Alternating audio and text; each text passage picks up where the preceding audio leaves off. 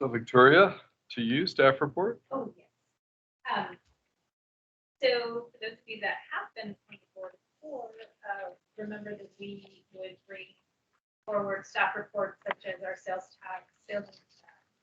tax collection receipts and for the year. And I think it's important to bring it back. We hadn't presented it the first couple of meetings to the new board, but this is a really good way to show how healthy our retail is in Kyle. And the way you kind of read these reports, for those of you that are new, for the month of January, the actual receipts collected were 1.4 million, so in the first column. And then if you go over here to compare to last year, the second to last column, that's actually 10.73% above last year. So that's very good indication of how good we're doing. And it's kind of a direct correlation to all of the new restaurants that we have opening and all the new retail. And then for the whole entire year, for the first 4 months, we're actually up 11.15%. So you look at that second to last column at the very bottom. Next time I'll highlight these for you, but that's how we kind of track our sales and use tax. And then Susan put together a coming soon. This is what we put on our weekly report to City Council, plus periodically we'll post it to our Facebook page. And it just highlights all the new businesses that are coming and their location as well. If we know, if we have an opening date, we will usually put it on here, kind of highlight it at the top. But if we don't, then we'll update you as opening dates come up. So we're going to do a really good job at keeping track of all the new businesses coming. So this is great for hospital employees, district employees, to have like we're able to do now. Our second Chick-fil-A is going to be right up here. We know we made it. Yeah. We got 2 Chick-fil-A. I know we do Chick-fil-A, so that's also really exciting. But what I have for staff updates.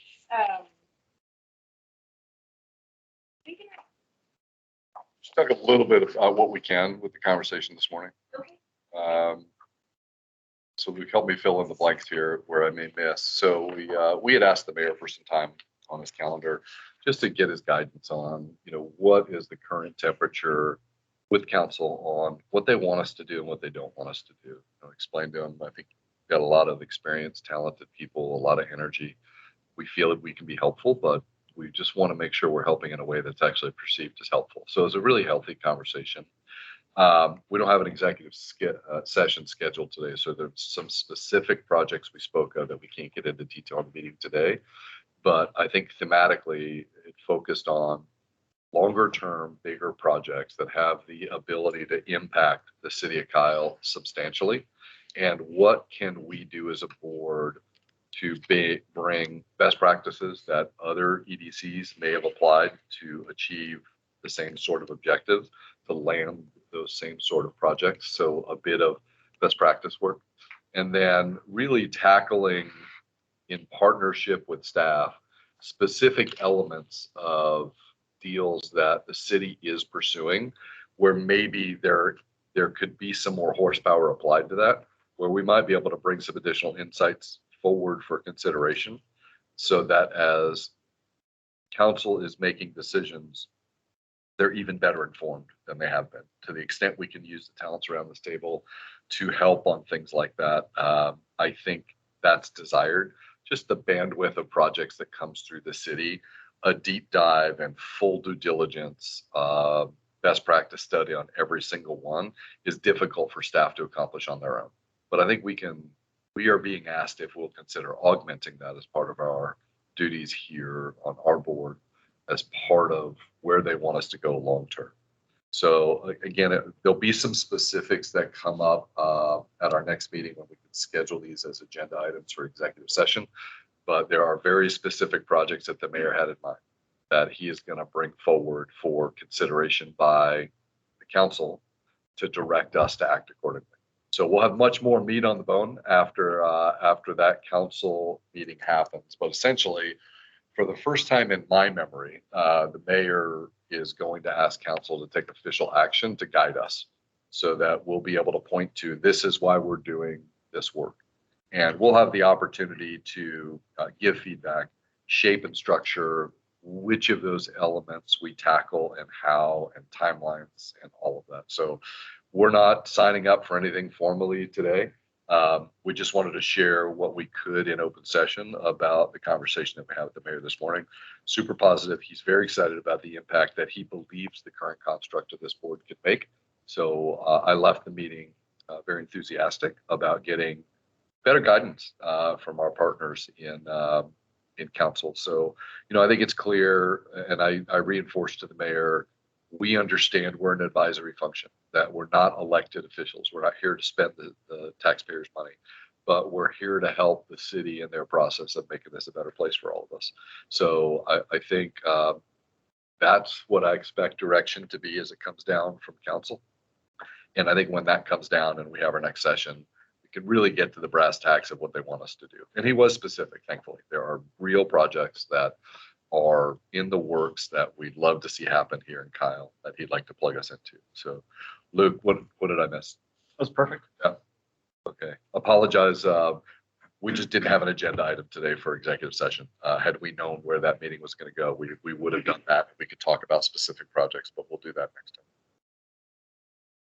You don't have to be at the council meeting on Tuesday, but council will give some direction to us. So we'll bring back to you for next. We'll be sure to have an executive session and have that discussion. Thank you. I appreciate you meeting with the mayor, so that helps give us some guidance. Yeah. Next item that's on here is the future plan small business programs.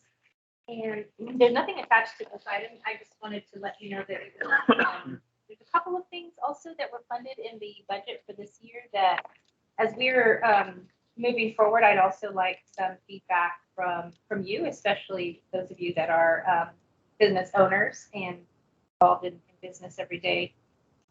So just know that this will be coming forward. Lauren, Susan, and I still need to the policy a little further, but City Council did approve in the last budget some funds for small business permit fee waivers. And so we'll have to develop create a policy around that, who in an application. So who can apply, how do they qualify, and what constitutes a small business?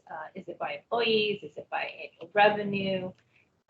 And then what sort of permits would they qualify for waivers on? So we have a draft started. I just want to be sure to run it through our staff and then also through our building and permitting department for their blessing to bring it forward to you and have you look through it, see what you think, similar to what we've been doing with the other programs that we'll talk about in a moment. And then that's the first one. The second one is also the council also approved funding for a Kyle Cash program. And that too, Susan has kind of researched some different ideas on how we can. My idea initially was to somehow go out and have a program where we purchase gift cards from local businesses and give them away to the community, either in drawings or at community events to help promote, especially during maybe Small Business Week or Shop Small Saturday in November, something to help these businesses get a little bit of recognition from us and have other residents know that they're here. So that again, we do have some ideas in mind that we need to talk through a little bit more, but it's just further efforts that we're doing to help. And Julie, I think this will be great where you can chime in with what you're hearing from your business. How we can help awareness to them. So that's all I have on that. That's something that's coming. I just wanted you to have that in the back of your mind.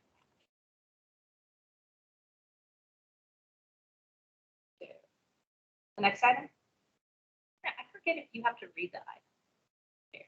Happy to. Discussion recommendation of draft Kyle Downtown Revitalization Grant Program.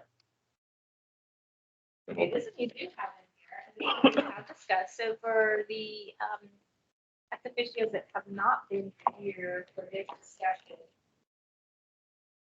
The board, the past two meetings, did get to look at our policy for a downtown revitalization program for facade improvements.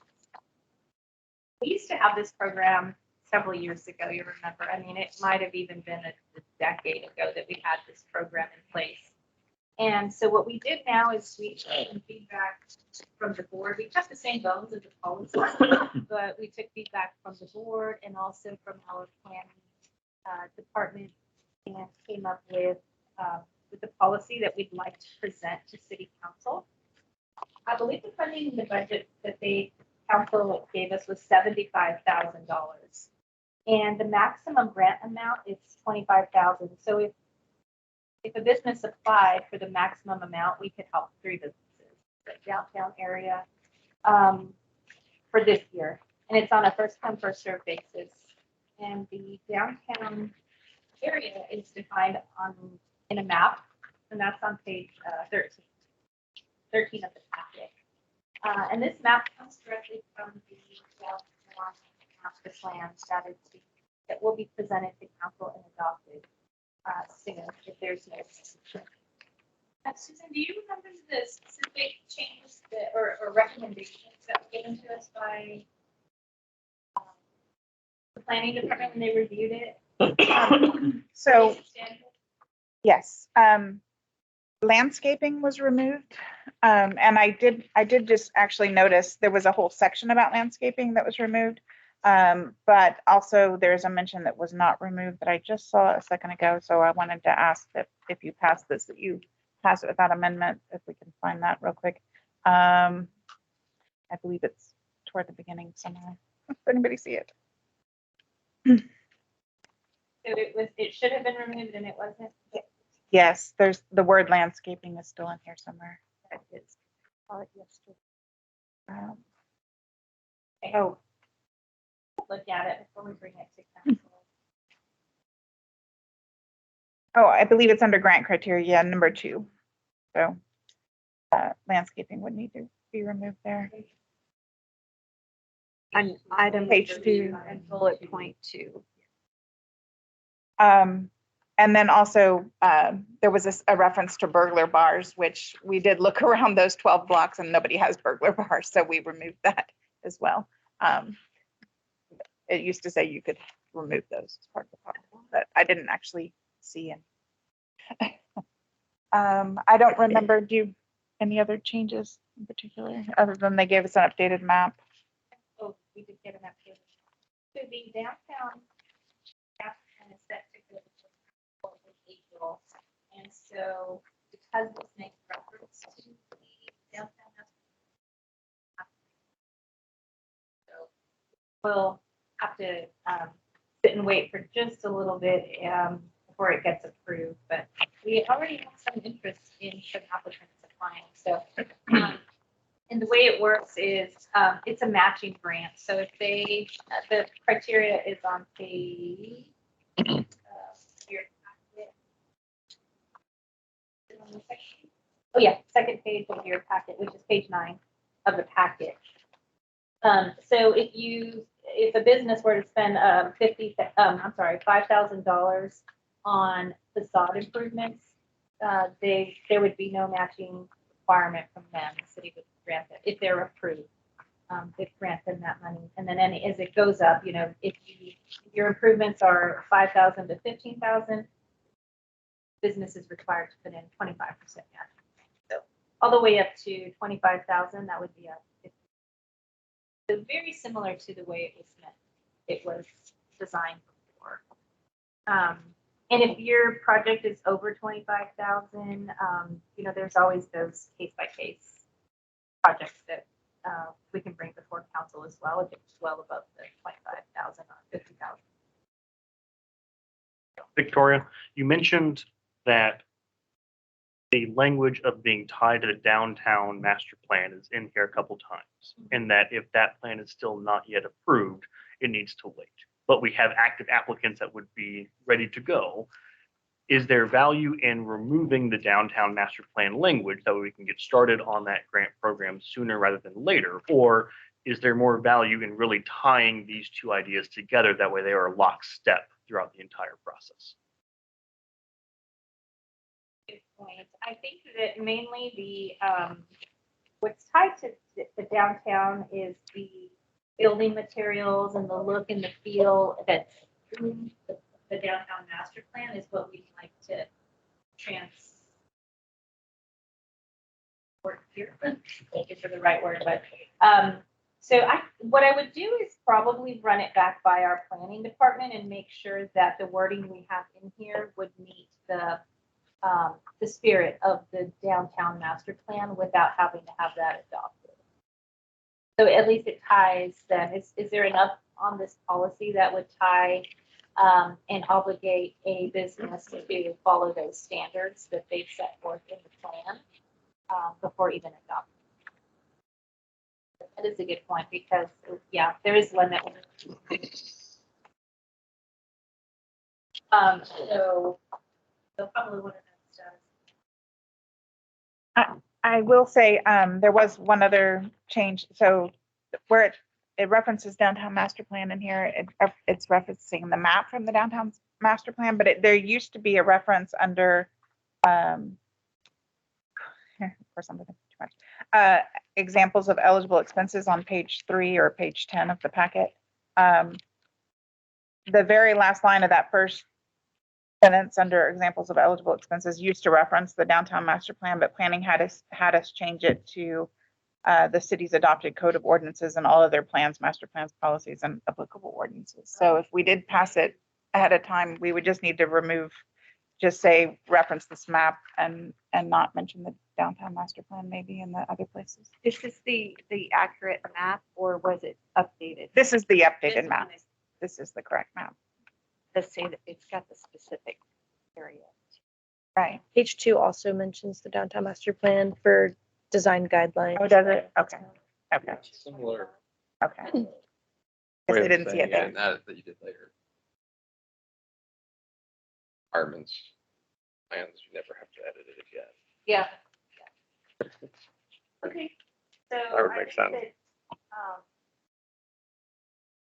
yeah, if we change some of that language, then I feel comfortable taking it before council. Be on the 20th? Wait. No, that's. That's We'll good. have to first. I have a question that shouldn't impact whether or not we support this or not necessarily, but there's clearly a distinction made. The business owner versus the property owner. And there's a lot of contingencies planned for it if if the property is sold, et cetera. What does not seem to be contemplated in this language is what if there's a change in ownership or control of the business that is benefiting from the project? So Victoria owns the building. She says, yes, I want this project to happen. The business owner benefits from it. The business owner then sells their business. There doesn't seem to be a way to recoup that. And that might be just fine. It is what it is. But there's clearly a way to recoup it if the property is sold, but not if there's a change of control of the business. I didn't know if it was important to discuss that or not, but just something that maybe in a longer agreement somewhere that's called out and we're getting more of a summary here. But again, I don't even know that it's imperative that we understand it fully. I think as long as the improvements are not business specific, which I think It's in here, yeah. we It can't be business specific and it has to be like easily changed out. So it should be fine. Yeah, I don't know if a business owner could take it with them. Like if Like- what winds up happening is there's a gorgeous exterior facade sign built that adheres to all the aesthetics we all want for downtown. And then the business owner, not the property owner, takes it with them. Is that possible? Can It's they do in that? here. It says it has to be permanent and interchangeable. It says it can't do that thing. So that, I think my only concern was really that if the business owner leaves, what can they take with them? we will just, we should probably run this by our legal department too, to make sure that it's all good before we. Yep. bring it. But yeah, that's kind of what we were trying to avoid was having anything business specific that they. So do we want to, sorry. What is the reasoning for removing landscaping and why is parking excluded from the grant? I think they removed the landscaping because it's not like a permanent improvement to the building, you know, like with our, and also we're looking at the landscape. We're looking at more improvements to the actual building. And so I think our planning department felt like probably wouldn't make such a big impact to just put, or, you know, that would make a significant enough impact to the downtown. So they wanted to see more. Did we add xeriscaping in its place? I think that maybe we go back to what Mike was saying, tie it to all of our ordinances, which will tie it back to maybe the landscape ordinance when they do approve that. So, Like the construction of a new planter. Yeah, would qualify, that would because it's not be the facades. plants in it, but it would be aesthetically different. So I would argue that it's not landscaping either, though, but that would be allowed. right. Does this give us enough or give you enough wiggle room to approve something like that? Let's just make a note of that. Susan, would you Stone mind? and masonry. Yeah. Because it was the landscape. It says stone and masonry. Yeah, it's paintings. Yeah. Exterior elements. I feel like that. That would fall. Exterior elements. Parking can be sometimes shared, but it's kind of, that's it's hard to tie back to one owner. One business. We removed parking, is that what you're saying? Yeah, I mean, Yeah, it specifically it says says they- improvements or repairs to parking lots, parking areas, or parking spaces are not eligible. Just think, I mean, sometimes fixing a pothole in a parking lot or restriping makes a really impactful difference to the way that building looks. So I would just look what I'm like. Called out as being eligible. As opposed to at least giving you guys the flexibility to, if somebody proposes it and it makes sense in that particular instance, giving you the flexibility Yeah. to approve it. More specific. Okay, I'm gonna make a note to check with the planning department, see what their thoughts are. Other improvements as approved by council. Yes. Yeah. I do like how the matching funds reads now. I think we're putting that up nicely. Oh, it was a little bit confusing before, right? Okay. Yeah, very clear. So do we need to make a motion that we recommend to council that they move forward as described? Yes, with some of the changes that we're going to remove the reference to the downtown master plan.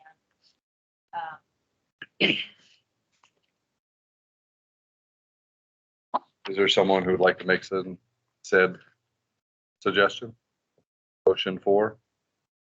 To clarify, you're going to run that past the planning and everybody else after this approval, and any kind of cleanup would be taken care of there, then to council without coming back through us. Like, right.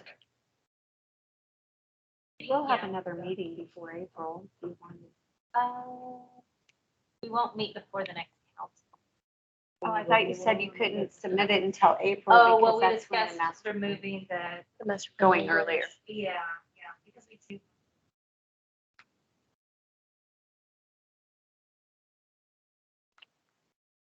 Well, we just got a new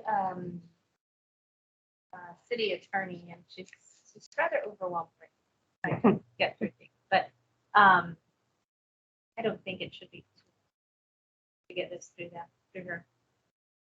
If we can, and if not, if there's time to bring it back to the board, I will, but if not, if I can get it on the first meeting in March, then. All right, so does someone want to make a motion? Motion to recommend to council? Following the review processes outlined in our discussion, yes. I would move. Second? All in favor? Aye. Aye. All opposed? Okay.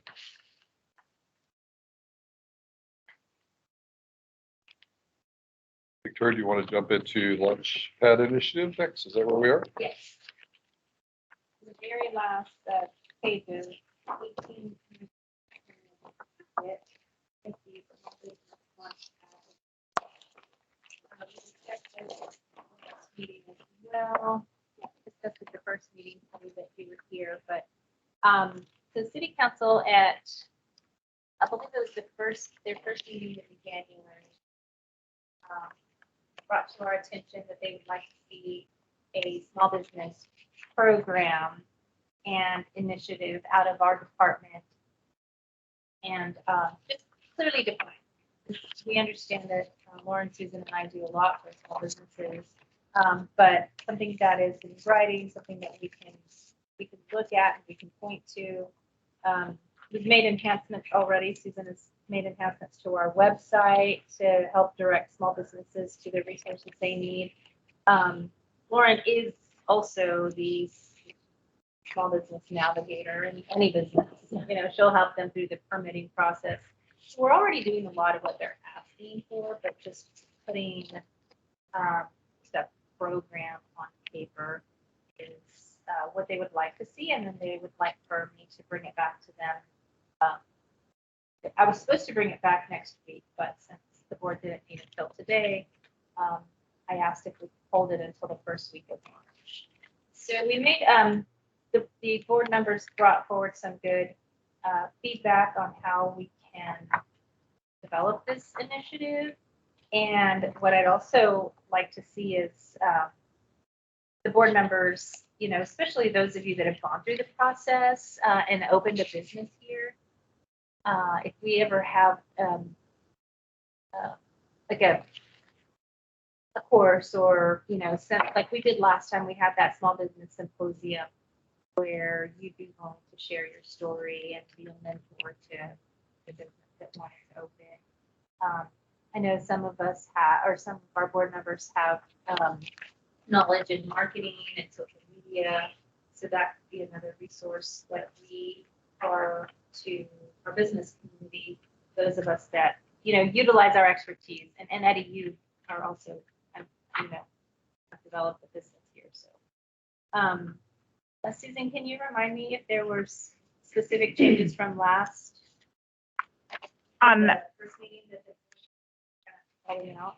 I believe it was on page 2. We just expanded a little bit of the language. Nothing was removed. We just expanded some of the things that would be offered and talked a little bit more about mentoring, that type of thing. Oh, the guest speaker series. Yeah. I think we added the various formats. I think we added that as well. Oh, yes, that would be offered through a variety of formats. Victoria, do you feel like your department is appropriately budgeted and staffed to take on additional workload that may come with the formality of this? So I think there's a couple of other positions that I'd like to add to the next budget year. Primarily one would be what is the name of the title? A project navigator position. That is someone that there's other neighboring communities that have a similar position. Utah has a navigator as well. And from the dais, I know the mayor made a comment about when he started his business here in Kyle. It was navigating the permitting process and the building process, having somebody there to help you. And Lauren does that now to a large extent, and it's so valuable to businesses. There was one business that was expanding here, and they hired a permit navigator to help them, and the person did not help them at all. Actually made it worse. And Lauren said, come to me, I'll help you. It's part of my job, and I'll do it right for you. So that's the kind of feedback I'd like to take to council, and just as support for having a project navigator. I think it's an opportunity to frame up work is rarely done by ghosts or free. So I think to the extent this burdens your staff, additionally above and beyond plan, it's a viable conversation to have, that there may be a resource request that would follow. But I think there's nothing in this that's objectionable at all, other than clearly we are advertising to the community this help's available, so we should plan on community taking us up on it more. And how are we situated? How is your department situated to handle that? I just hate to set you guys up for an avalanche or be in a situation where this is detracting from other strategic objectives that you've already agreed to take on. I'm fully supportive of it. But I don't think it's my job to say, hey, that sounds great. You just work harder and do more with less. Right, right. I mean, it's to have a program like this and then not have this. It may not be the reason in itself that gets the desired position approved, but I think as part of a larger conversation, this is the kind of program that would be easier to enable and make functional with additional staff support requests coming. Especially if council has voiced support behind such an idea. So thank you for bringing that up. That'll be part of my presentation to council and add it at the end, but So should we make a motion here to advocate for consideration by council, with the caveat being there may be a workload budget implication to be discussed later? Does someone, Can I ask a quick question? What is SCORE?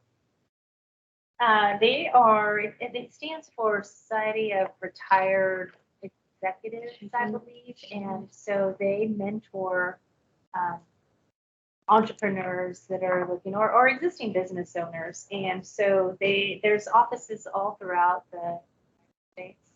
There's one here in the Austin area. And so they help with business plan, anything that you could think of that basically.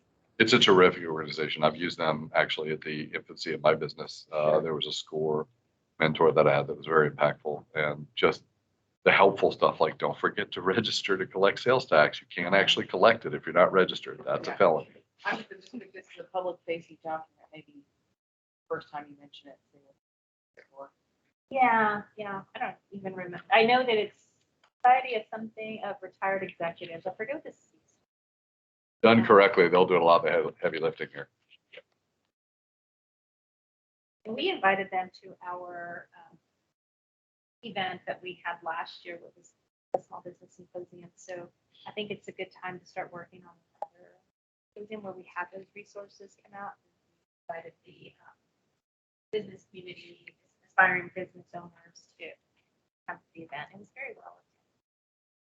But you're right, yeah, we can. Sometimes we just think people know the acronyms. SBDC, like SBDC, Yeah. Take it for granted. Yeah.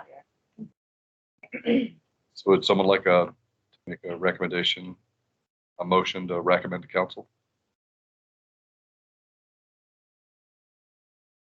I would move to do so. Yes. We have a second? In the motion. All in favor? Aye. All opposed? Okay, let's make the recommendation to council.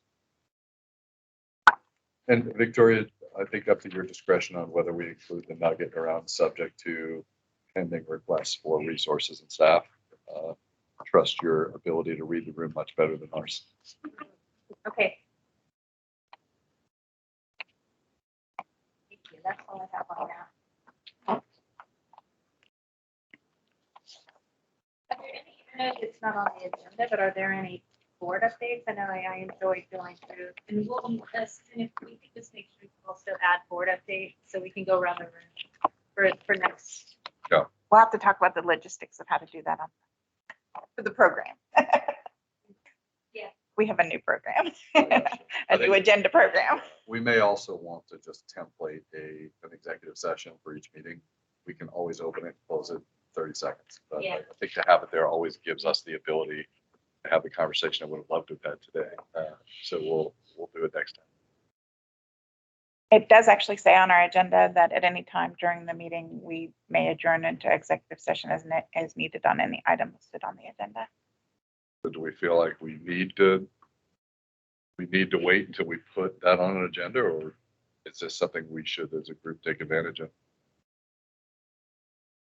My only hesitation, open for discussion, is that if you're saying, Susan, it has to be on the agenda, that discussion topic must be bucketed under staff report. It's not technically under the agenda.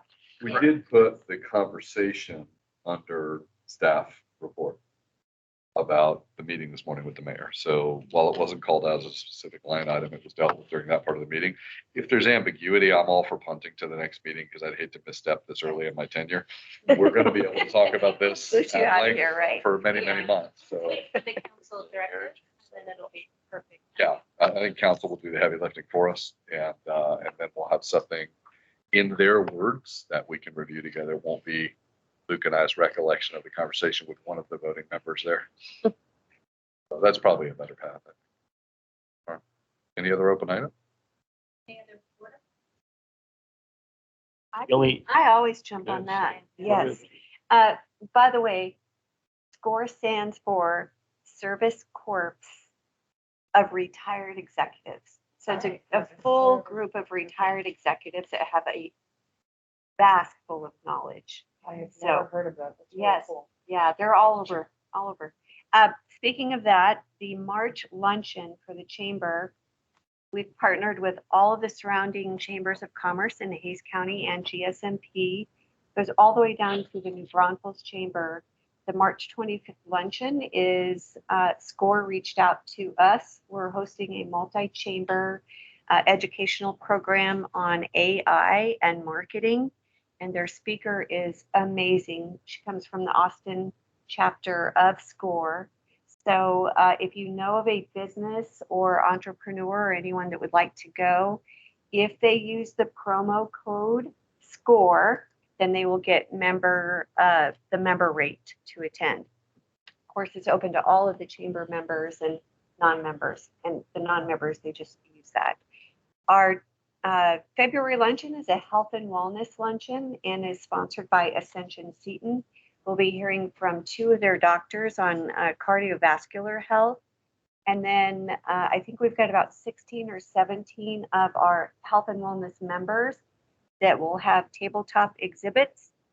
So it's always a very well-received, very anticipated luncheon. And then our business expo is on April 4th, going to beat the eclipse. So just stay tuned for more information about that. This month luncheon. Okay. It is on February 25th, I think. Let me double check. February 27th.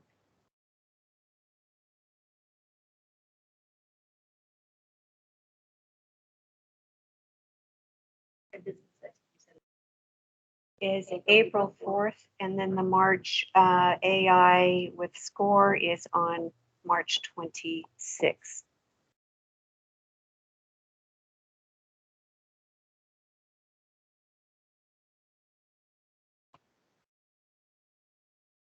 You have a. Oh, of course. So we just received our latest demographer's report, and we're growing faster than we had supposed. So we surpassed the 23,500 student mark this week, and our 10-year look ahead has us doubling within the next 10 years. So we'll be at around 46 to 48,000 in 2034. And so we're having to accelerate our building program. And so you'll see a massive bond package coming forth in May of 25. We'll be looking at comprehensive high school number 4, middle school number 7, 2 more elementary schools, and additional capacity at many of the existing schools. And so just know that that's forthcoming. So that's exciting. We're trying to stay ahead of that curve. The other piece is we were really excited that this was our lowest teacher turnover rate. State average in Texas is around 18%. Ours this year was 6%. And so what you guys are doing in the city of Kyle is attracting people. They want to All come these live here. restaurants. They want to eat here. Right? Keep bringing them on. So I like sharing that because I think it is a desirable place to live now, and people are coming here and staying. So that's exciting, and just a ton of things going on. When you mentioned the launch pad, I was thinking, hey, that's something maybe our business pathway teachers need to get involved with so that they can go back and start training our students, especially those that want to open up their own businesses. We have so many that go our CT pathway, they earn certifications. They're going to work for someone else. And if they have this and they go and understand how to run a business, it would make that such a value add. So hopefully we'll be able to look at something like that too. Maybe we can see if someone from our board can come in and talk with the students as guest speaker and get their Absolutely. wheels turning. I think that'd be great. And then finally, we are opening up our next elementary school in Anthem subdivision in August. We'll be sending out the ribbon cutting information for that so that you can tour. It's the new prototype school that we built in Sunfield, if any of you've been there. And so we tweaked it a little bit. We straightened out some walls. Architects always want to put curves and all these nice architectural designs in, but we stripped that out because cost escalation, but it'll be the same building pretty much. And then also in the end of May, we'll be moving all of our satellite offices into one administrative support center at our site we're currently in. And can't wait. I can't tell you how many efficiencies we are going to realize by having everybody in one place. I've got them all over the district right now. So we'll have about 300 employees that will move into that building. We'll have our board meeting room there with 4 training rooms that you can divide up as well. And so now we just have to figure out what we're going to do with the buildings that we are exiting. And what's going to happen next with them. I was glad to see on the newcomers that we have another early childhood daycare center coming on because we want to get out of that business. We have like 13 campuses where we are using our classroom space that we desperately need, but we can't remove ourselves from that until we have enough to stand up in the community so that our employees will have a place to send their children until they're ready to come to pre-K. So that's something that we're looking at too. So yeah, y'all please come check out our new facilities when we open those up. Love to have you. It was good feedback. We've met with a couple of learning academies. You know, besides the rooftops, I mean, that's another good nugget. You know, we want to get out of that business. Okay. Leave it to the other professionals, right? Yeah. Okay, thank you for that update. Anybody else? I know that the city's library is hosting a job fair later this month. I know they reached out, I believe, to your staff. I don't know who exactly on staff at the library reached out, but if there's any way we can improve collaboration between this board and the other boards, I'm happy to help with that. That way we can consolidate efforts and have overall maximizing output. Hosting 2, one teen job fair and then one Yep. regular job fair. And GSMP is helping with it as well, so. Perfect. Yeah. From the hospital perspective, our most notable news is just the opening of our 4th cath lab. So with this new cath lab, it brings EP capabilities, which is just some enhanced cardiovascular work that our physicians can do, which is pretty exciting. Historically, our patients and everyone in the community would have to travel down into Austin for this type of work. This is just the next step in that programmatic development. Excited to offer that to the community. I'll update for the airport. We're about halfway done with our taxiway alpha reconstruction project. If anyone remembers, we did taxiway Charlie last year. So the combination of those 2 projects is about $11 million to reconstruct those. And we are making a very strong and concerted push on both the state and federal level for some projects to accommodate some larger aircraft. So whether that be from a cargo perspective, potentially one day, maybe even passenger service. So, JSX. Yeah. They got kicked out of. I know, I'm just waiting for them to come down here. I'd love it. Yeah. If you know anybody, let me know. We'll make that. Will do. I know people who don't return my phone calls. Will you want to talk to them? So, everything that's going on at Bergstrom and San Antonio, we're right in the best place for that. So it's a lot of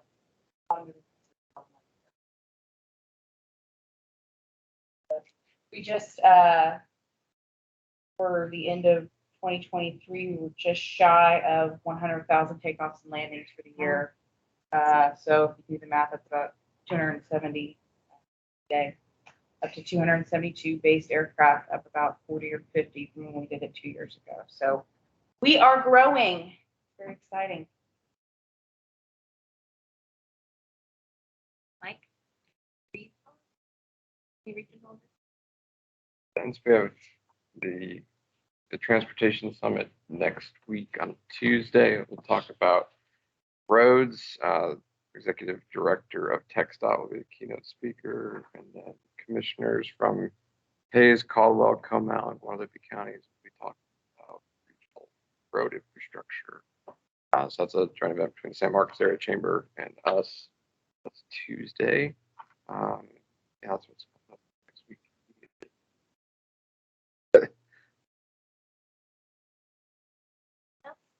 Just a few comments to wrap up if everyone else has done.